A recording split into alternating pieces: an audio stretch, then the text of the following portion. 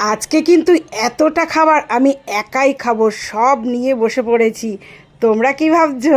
একদমই না, আমি কিন্তু এত খাবার খাবো না। আর এটা হচ্ছে জামাই ষষ্ঠীর দিন, সকাল সকাল কিন্তু একদম রেডি সেডি হয়ে গেছি। আর দেখো, একটা বিশেষ দিন তো ভাবলাম একটু সাজুগুজু করে যাই।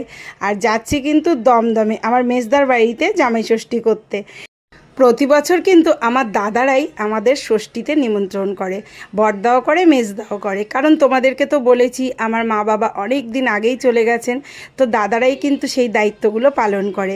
যদিও বেশিরভাগটা দাদার বাড়িতেই হয়, কারণ দাদার বাড়ি আমার কাছে আর মেজদার বাড়িটা যেহেতু অনেকটা দূরে, তো সেই জন্য মেজদার বাড়িতে একটু কমই যাওয়া হয়।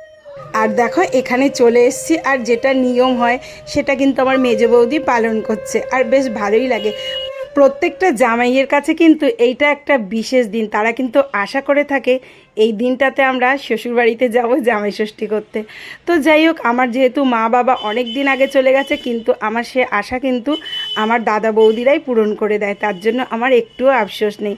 আর এদিকে দেখো রান্নাবান্না কিন্তু প্রচুর হয়েছে, আর সবাই এরকম একসাথে আমরা খেতে বসেছি।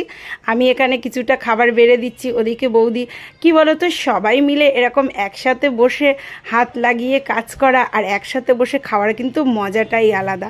তবে হ্যাঁ, প্রচণ্ড গরম ছিল, কি বলবো, জামাই ষষ্ঠীর দিন যে এতটা গরম মানে জাস্ট ভাবা যায় না। যদিও জামাই ষষ্ঠীর দিনটাতে এই রকম গরম কিন্তু প্রতি বছরই পড়ে, কি আর করা যাবে, কিছু করার নেই, খাওয়া দাওয়া তো তার জন্য আর থেমে থাকবে না। আর আমি এদিকে মোটামুটি টুকটাক এরকম বাটিতে খাবারগুলো বাড়ছিলাম। আর আমাদের ভাইপো বউটিও কিন্তু অনেক ভালো, সে কিন্তু সকালে অনেকটা হেল্প করে দিয়ে তারপরে চলে গেছে সে বাপের বাড়িতে, সে তার মায়ের কাছে ষষ্ঠী করতে। তো যাই হোক, বেশ ভালোই একটা আনন্দে দিনটা কাটলো।